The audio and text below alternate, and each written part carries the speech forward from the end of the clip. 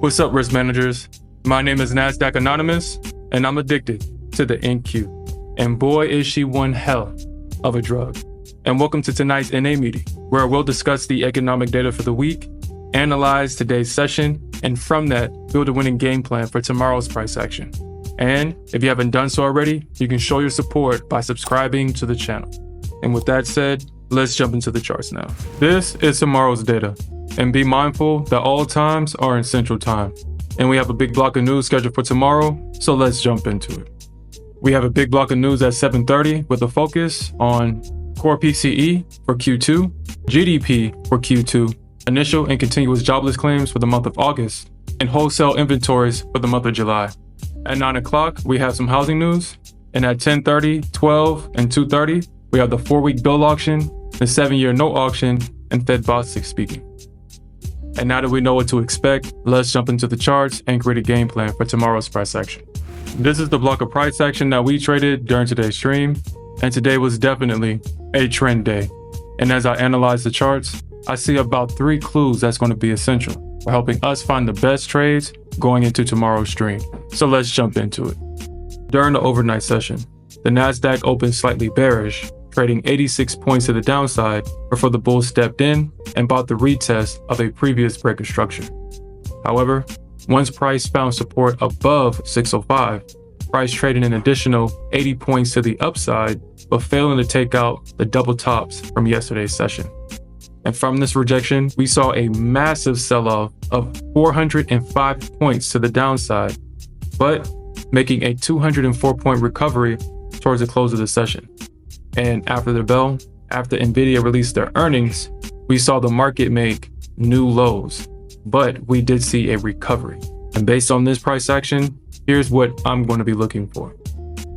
So today, NVIDIA reported earnings after the closing bell, but the market didn't react as expected. Instead of the NVIDIA pump that was going to save the market, we saw the NVIDIA dump and making new lows after hours. And if the bears continue to sell until the open, I'll be watching the reaction when price trades within a range between 250 and 225, because this is where we saw price retrace after the NVIDIA dump. And I expect for passive orders to be resting in this location. But if the bulls aren't able to hold this area and price continues to trade lower, then I'll be watching for a retest of 205.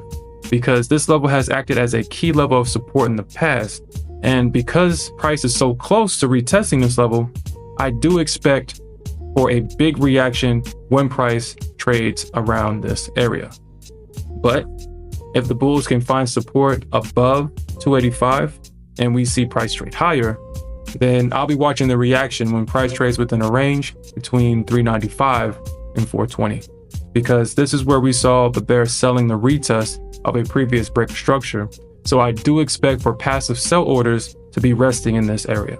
But the price action overnight will definitely be essential for our bias going into tomorrow's stream.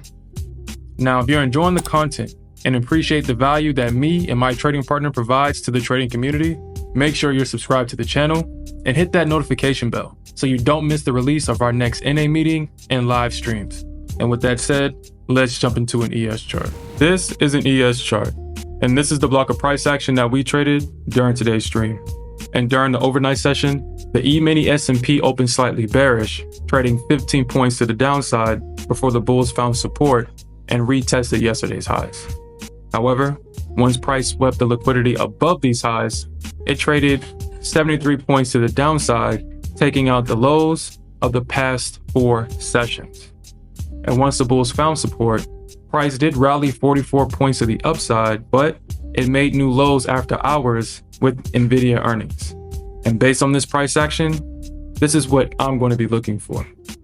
So just like the NQ, we saw the bears failing to rotate price to the downside at the start of the overnight session and failing to trade above yesterday's double top.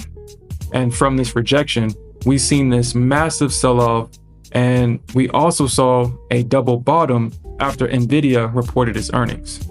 So if the bulls can hold this area overnight, then I'll be watching the reaction when price trades within a range between 605 and 602. because a failure from the bears would result in a run on liquidity above these highs, and we can see potentially a retest around 615. But if the bulls fail to hold overnight and we see price continue to trade lower and the bears hold price under 568, then I'll be watching the reaction when price trades within a range between 560 and 555, because this is the range where price previously broke out of, and price trading back into this range would be its first retest. So I do expect for passive orders to be resting in this area, and I do expect for there to be a big reaction. If the bulls step in and buy the retest, we can possibly see a massive move to the upside. But if they fail to buy the retest here, we can see an equally massive move to the downside. So it's definitely going to be how market participants react around this range. But I'll be monitoring both markets overnight to identify the best trades as we go into tomorrow's stream. And in summary, both markets opened slightly bearish, but the bears failed to rotate price lower. Both markets had a massive sell-off once the bulls failed to trade above yesterday's double top at the highs. And finally, Nvidia's earning resulted in a massive sell-off after hours and the market's making new lows. And that's all I have for tonight, risk managers. And you can watch us trade these concepts live by clicking this video. We'll see you there.